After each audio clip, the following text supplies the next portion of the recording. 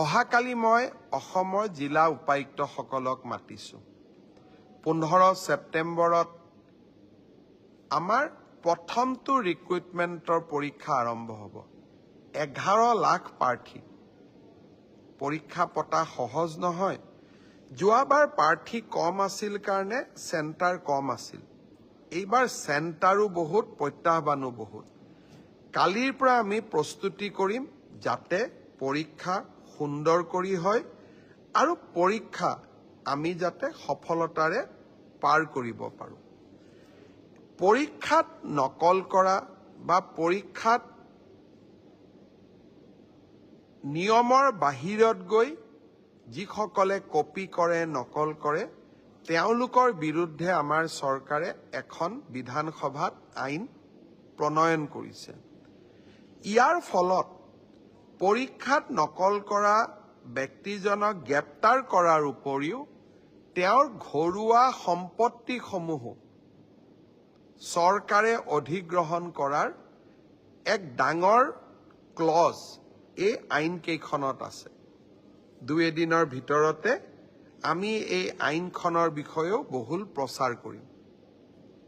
মই আশা কৰিম মেধাৰ ভিত্তিত নিযুক্তি। বহুতে কয় মোৰ মেৰিট আছে কাৰণে মই চাকৰি পালোঁ। এতিয়া ফেশ্বনো এটা আছে যে আমি বিজেপিক কিয় ভোট দিব লাগে, আমিতো মেৰিট আছে কাৰণে চাকৰি পালোঁ।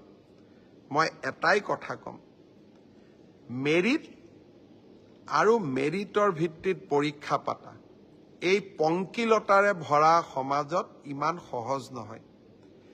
এক প্ৰকাৰ কালি পৰহিৰ পৰা আমাৰ অফিচাৰসকলে ৰাতিয়ে দিনে কাম কৰিব লাগিব যাতে 15 ছেপ্টেম্বৰৰ পৰীক্ষা নিকা হয়।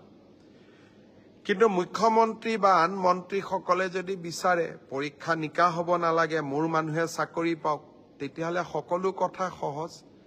7ৰ বিপৰীতে গৈ আমি কাম কৰিছোঁ। পৰীক্ষা নিকা হওক, আমাৰ মানুহে পাওক নাপাওক, মেধাৰ ভিত্তিত চাকৰি হওক।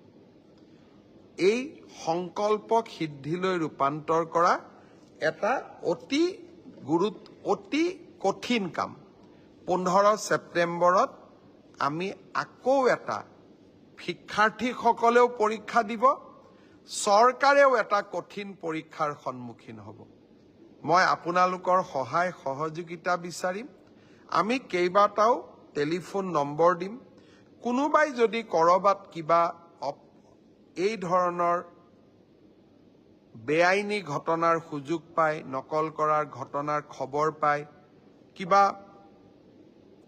নকৰিবলগীয়া কাম কৰিব এনেকুৱা আগতীয়া খবৰ পায়, আপোনালোকে যাতে আমাক জনাব পাৰে। 15 ছেপ্টেম্বৰৰ পৰীক্ষাটো চৰকাৰে নহয়, অসমবাসীয়ে লগ লাগি আমি সুন্দৰ কৰি পালন কৰিব লাগিব।